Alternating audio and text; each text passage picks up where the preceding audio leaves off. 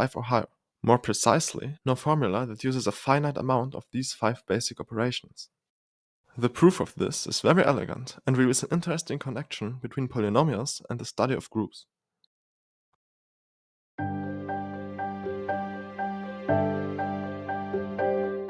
Formally, a group is a set with one operation.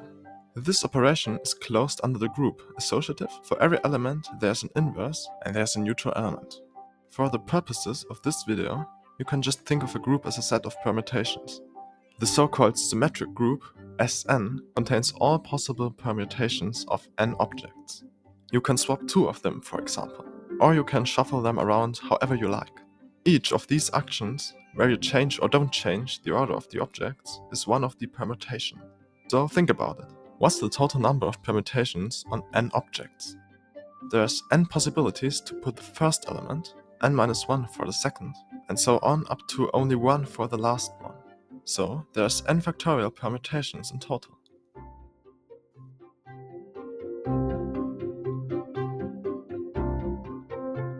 Let's take a look at this polynomial.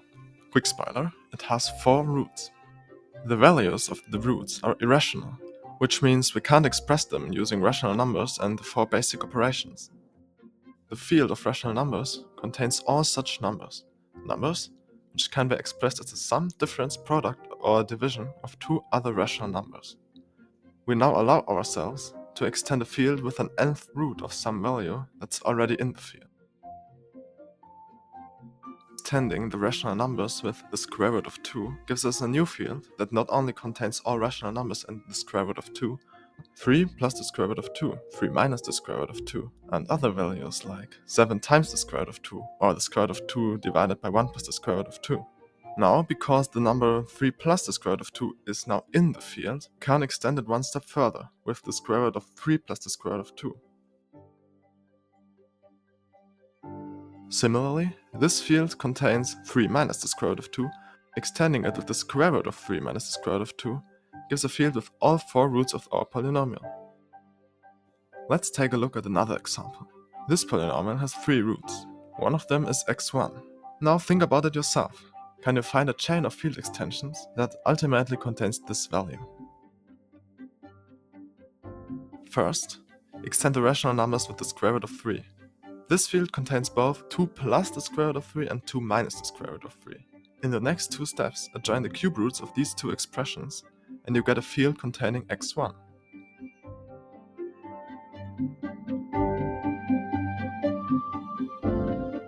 Now here's the thing.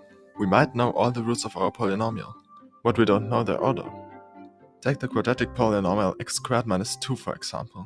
We know its roots are square root of 2 and negative square root of 2. We can call them x1 and x2, but we could as well just swap their values around and nothing changes. In fact, all equations with just rational coefficients hold true, even if you swap all instances of the square root of 2 and negative square root of 2.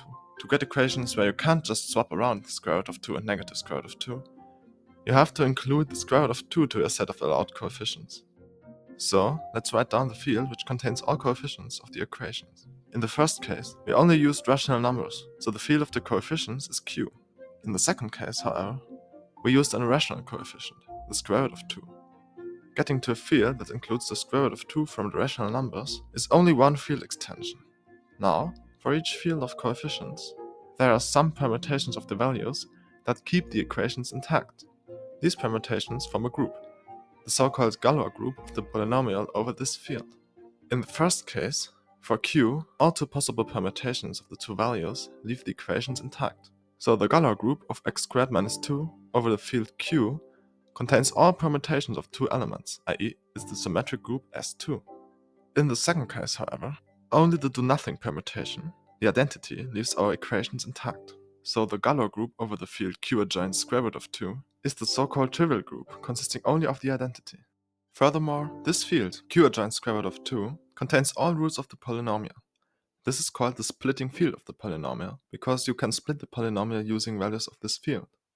So, we found a chain of subgroups, the Galois group of the polynomial over q to the trivial group, and a chain of fields from q to the splitting field.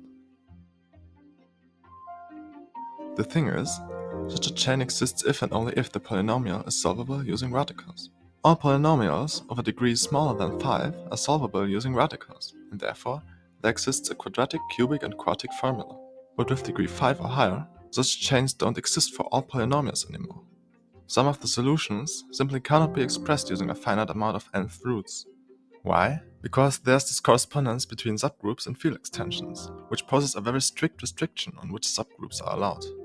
But first, let's look at a real example. To fully understand this, maybe try finding the chain of subgroups and field extensions yourself, or just pause after each step and try to understand what we've done and why. Let's get back to our original polynomial.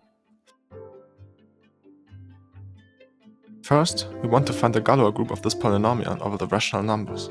Some equations with rational coefficients are true no matter how you shuffle the x's. But there's one more. The equation x1 times x3 plus x2 times x4 equals 0 only allows a handful of permutations. Obviously, we can do nothing. We can swap x1 and x3, we can swap x2 and x4, and we can swap both entire terms of the sum, swapping x1 with x2 and x3 with x4. All combinations of these are of course allowed as well.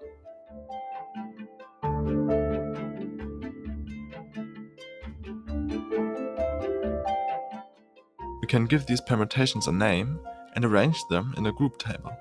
This is essentially the same thing as a multiplication table, but for groups. Each entry is what you get when first applying the permutation on top of the column, and then the one on the left of the row.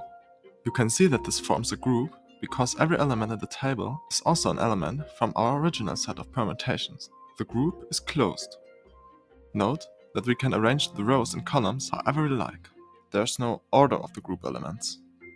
Remember our strategy. To get to the splitting field, we first want to adjoin the square root of 2, then the square root of 3 plus the square root of 2, and finally the square root of 3 minus the square root of 2. So let's extend q by the square root of 2. This gives us a new equation. The permutations which just swap x1 and x3, or x2 and x4, leave this equation intact. However, the permutation which swaps x1 with x2 and x3 with x4 doesn't work anymore. Therefore, the new Galois group looks like this. The new group makes up exactly 1/4 of the total group table. By rearranging the table, we can divide it into 4 tiles, where 2 tiles are always the exact same. How many different tiles there are corresponds to the degree of the root you have taken in the field extension. In this case, we took a square root, so we got 2 different tiles. For a Galois group of a field extension, this has some interesting properties. Take the subgroup on the top left, our subgroup corresponding to the field extension. Applying the permutation sigma 3 to it gives us the second tile. If we now call the subgroup G, we get this table. And you can see that this is just a group, and its table is symmetric. What we wrote down here is the so-called quotient group of our original group over G, because in a sense we divided them. And the existence of this quotient group, as well as its symmetry, is the key property of the subgroup G that makes it a Galois group of a field extension. The unsolvability of the quintic ultimately derives from the fact that some quintic polynomials simply don't have such a chain of subgroups for which a subgroup with a symmetric quotient exists. But for now, let's continue with our example. Joining the square root of 3 plus the square root of 2 to our field, we can make some new equations. One of them is the following. This equation now eliminates all permutations swapping x1 and x3.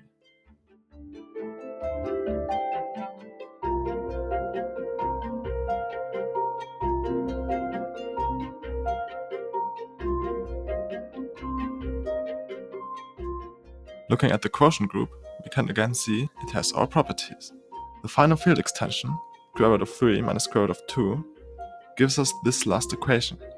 Now, there's no permutation which leaves all equations intact, except for the identity. The Galois group of the splitting field is the trivial group. And again, the quotient satisfies the properties. Note that the quotient of a group with the trivial group is obviously the group itself. It's like dividing by 1. So, in fact, we were a bit lucky with our polynomial. Its Galois group over Q was already smaller than the full set of permutations on 4 elements. The Galois group of a polynomial essentially tells us how related the roots are. The smaller it is, the more equations with rational coefficients can be created. But in the worst case scenario, a polynomial of degree n will have a Galois group of the full set of permutations, Sn.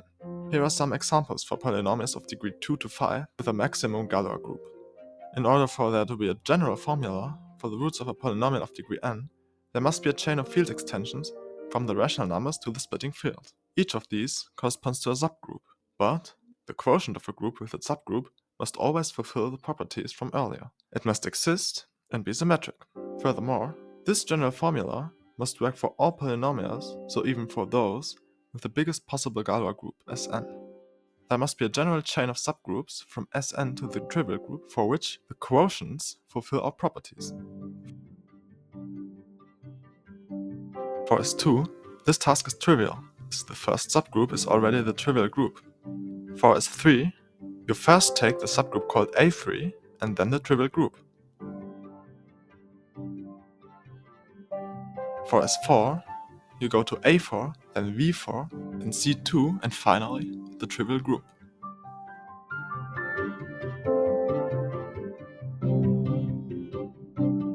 But starting at S5, things are different. First you can get to A5, but A5 is a so-called simple group. There's no single subgroup whose quotient is a symmetric group, and therefore there is no quintic formula. Fully understanding this takes quite a bit of time, so I encourage you to think through